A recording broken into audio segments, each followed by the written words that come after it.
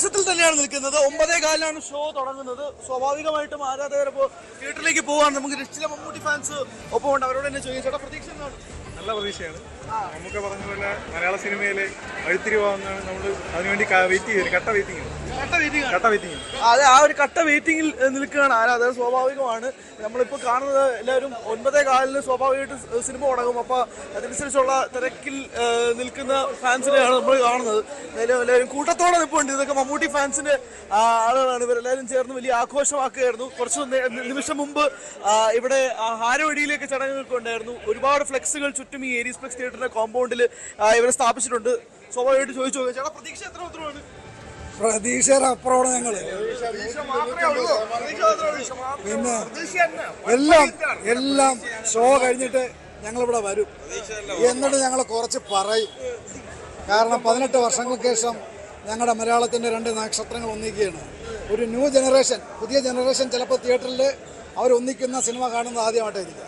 പറഞ്ഞില്ല, 18 വർഷം കഴിഞ്ഞു. SSLC പ്ലസ് ടു കഴിക്കുന്ന കുട്ടികൾ തിയേറ്ററിൽ നിന്നും അവരുടെ ആദ്യത്തെ അനുഭവമായിരിക്കാം. ഇന്നും മലയാള സിനിമയിലല്ല, ലോക സിനിമയിൽ 50 വർഷമായി പിടിച്ചു നിൽക്കുന്ന 2 നടന്മാരേ ഉള്ളൂ ലോക സിനിമയിൽ. അത് മമ്മൂക്കയും ലാലേട്ടനും തന്നെയാണ്. ഇത്രയും വലിയൊരു ബിഗ് സിനിമ എടുക്കാൻ സന്മനസ് കാണിച്ച ആൻഡ്രൂ ജോസഫിന് വീണ്ടും ബിഗ് സല്യൂട്ട്. 125 കോടി ബഡ്ജറ്റ്.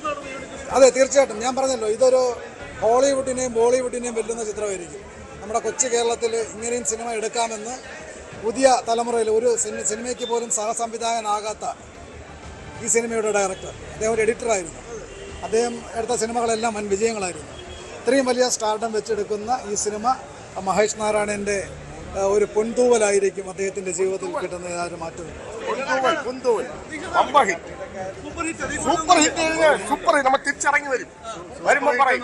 സൂപ്പർ ഹിറ്റായിട്ട് മാറും പടം.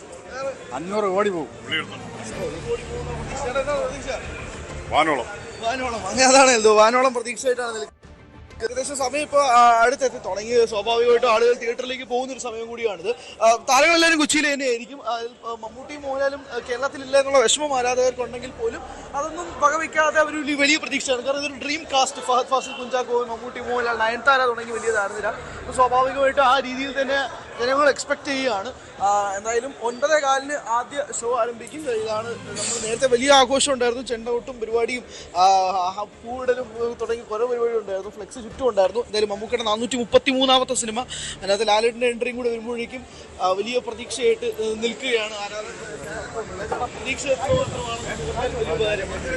ഭയങ്കര പ്രതീക്ഷയാണ്. കാരണം മോഹൻലാൽ മമ്മൂട്ടി ഒരുപാട് നാളിന് ശേഷം ഒന്നിക്കുന്നതല്ലേ. പണ്ട് നമ്പർ 20 മദ്രാസ്മയിലും ഹരികൃഷ്ണൻസും പിന്നെ 2020 ഒക്കെ തിയേറ്റർ കണ്ട എക്സ്പീരിയൻസ്. അതെ അതെ അതെ അതെ അതെ അതുകൊണ്ട് തന്നെ പ്രതീക്ഷയുണ്ട്. പിന്നെ മഹേഷ് നാരായണൻ്റെ ടേക്ക് ഓഫ് ഒക്കെ എനിക്ക് ഇഷ്ടമാണ്. നല്ലൊരു മേക്കറാണ്. അതുകൊണ്ട് ഒരു ഭയങ്കര മാസി അല്ലെങ്കിലും ഒരു കണ്ടന്റ് ഓറിയന്റഡ് ആയിട്ട് ഇവരുടെ ഒരു പെർഫോമൻസ് കാണാൻ പറ്റുമെന്ന് വിശ്വസിക്കുന്നു. 3 മണിക്കൂർ കഴിഞ്ഞ് സന്തോഷത്തോടെ കാണാൻ പറ്റുമെന്ന് വിശ്വസിക്കുന്നു. അതെ അതെ, അതാണ് ആ 3 മണിക്കൂറാണ് ചിത്രത്തിന്റെ ദൈർഘ്യം. അത് സന്തോഷത്തോടു കൂടി കാണാൻ കഴിയും എന്നുള്ള വിശ്വാസത്തിൽ പ്രേക്ഷകർ നിൽക്കുകയാണ്. എന്നാൽ പോലും 18 വർഷങ്ങൾക്ക് ശേഷം ഇവർ ഒന്നിക്കുന്നുണ്ടെങ്കിൽ അത് വെറുതെ ആവില്ല എന്ന പ്രതീക്ഷയിൽ നിൽക്കുകയാണ്. നമുക്ക് കാണാം ഫാൻസൊക്കെ ഇവിടെ മമ്മൂക്കയുടെ ചുറ്റുമൊക്കെ കൂടി ഇരുന്ന് ഫ്ലെക്സിൽ ചുറ്റും ഫോട്ടോ എടുക്കുന്നത് കാണാൻ സാധിക്കും. അങ്ങനെ കുടുംബ പ്രേക്ഷകർ വളരെയധികം രീതിയിൽ കൂടുന്നുണ്ട്. ഫാൻസ് മാത്രമല്ല, ഫാമിലി ഓഡിയൻസും എത്തുന്നുണ്ട്. അവരോടും കൂടെ ചോദിക്കാം, എത്രമാത്രം പ്രതീക്ഷയുണ്ട് പടത്തിൽ?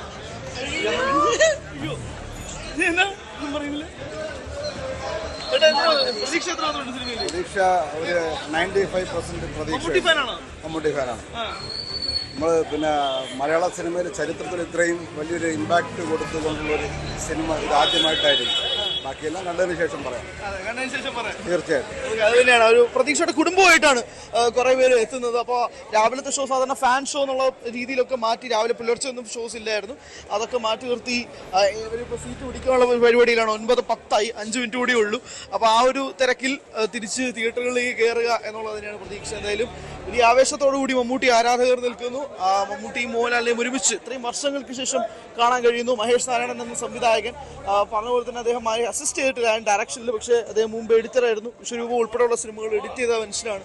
അപ്പോൾ ഇന്ത്യൻ സിനിമയിൽ തന്നെ പ്രധാനപ്പെട്ട പങ്കുകൾ വഹിച്ചിട്ടുള്ള വ്യക്തിയാണ്. ആ വ്യക്തിയിൽ നിന്നും ഒരു നിരാശ പ്രതീക്ഷിക്കുന്നില്ല ആരാധകർ. ആ ഒരു 18 വർഷത്തിന് ശേഷം ഒന്നിക്കുന്നുണ്ടെങ്കിൽ അത് ഉണ്ടായിരിക്കും, അതിനൊരു കാരണം ഉണ്ടായിരിക്കും എന്നുള്ള പ്രതീക്ഷയിലാണ് നിൽക്കുന്നത്. എന്തായാലും തിയേറ്ററിലേക്ക് ആളുകൾ കയറണമല്ലോ, ആ ഒരു സമയത്തിലേക്കാണ് നിൽക്കുന്നത്. ആവശ്യം ജനസമുദ്രം ആ ഒരു ജനസമുദ്രത്തിൽ നിൽക്കുകയാണ്. എന്തായാലും മൊത്തം പ്രേക്ഷകരും തിയേറ്ററിലേക്ക് പോകുന്ന കാഴ്ചയാണ് നിലവിൽ തിരുവനന്തപുരത്ത് സംഭവിക്കുന്നത്. അവസാന നിമിഷം എത്തിച്ചേരുന്ന ആളുകളും ഉണ്ട്. ഇതാണ് തിരുവനന്തപുരത്ത് നിന്നുള്ള കാഴ്ച. റൈറ്റ്, ഹരിയാണ് തിരുവനന്തപുരത്ത് ചേർന്ന്. തിരുവനന്തപുരത്ത് ഏരീസ് പ്രസിലാണ് ഹരി ചേർന്നത്. ഞാൻ കൊച്ചിയിലേക്ക് പോകുന്നു. കൊച്ചിയിൽ അവിടെ നവമിയുണ്ട്.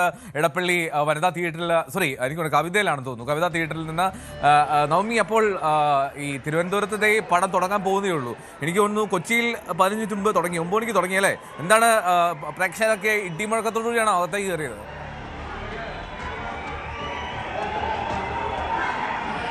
എൽദോ, കൊച്ചിയിലും തുടങ്ങാൻ പോകുന്നതേ ഉള്ളൂ. 9:15 തന്നെയാണ് ഇവിടെ ഈ ഷോ സ്റ്റാർട്ട് ചെയ്യുന്നത്. ഞാനിപ്പോൾ നിൽക്കുന്നത് കവിതാ തിയേറ്ററിലാണ്. ഇവിടെ ആളുകളുടെ പ്രതികരണമൊക്കെ എടുത്തിട്ട്, പ്രത്യേകിച്ച് നമ്മുടെ ജെൻസി കുട്ടികളാണ് കേട്ടോ ഏറ്റവും കൂടുതൽ എക്സൈറ്റഡ് ആയിട്ട് നിൽക്കുന്നത്. കാരണം മമ്മൂട്ടി മോഹൻലാലിനെയും ഒന്നിച്ച് ഒരേ ഫ്രെയിമിൽ അവർക്ക് കാണാൻ കഴിയുന്ന അപൂർവ നിമിഷങ്ങളിൽ ഒന്നാണ്. നമ്മൾ നേരത്തെ പറഞ്ഞ ഈ ഹരികൃഷ്ണൻസും അല്ലെങ്കിൽ 2020 ഒന്നും ഇവർ കണ്ടിട്ടില്ല. അതെ, എന്നോട് കവിതാ തിയേറ്ററിൻ്റെ ഉടമ സാജു ജോണി ഉണ്ട്. ചേട്ടാ, മമ്മൂട്ടി മോഹൻലാലും ഒന്നിച്ചാൽ പിന്നെ ഒരു ചരിത്രമാണ്. ആ ചരിത്രമാണ് കവിതാ തിയേറ്റർ ഇപ്പോൾ സാക്ഷ്യം വഹിക്കുന്നത്. എത്രത്തോളം സന്തോഷമുണ്ട്. ഇതിനു മുമ്പ് 18 കൊല്ലം മുമ്പ് ഇവർ രണ്ടുപേരും ഒന്നിച്ച പടം ഉണ്ടായിരുന്നല്ലോ, 2020. അതിനുശേഷം വരുന്ന പടമാണ്. ഭയങ്കര ഓളാണ്. 5 ഷോ ഉണ്ട്. 5 ഷോയും ഫുള്ളായി കിടക്കുകയാണ്.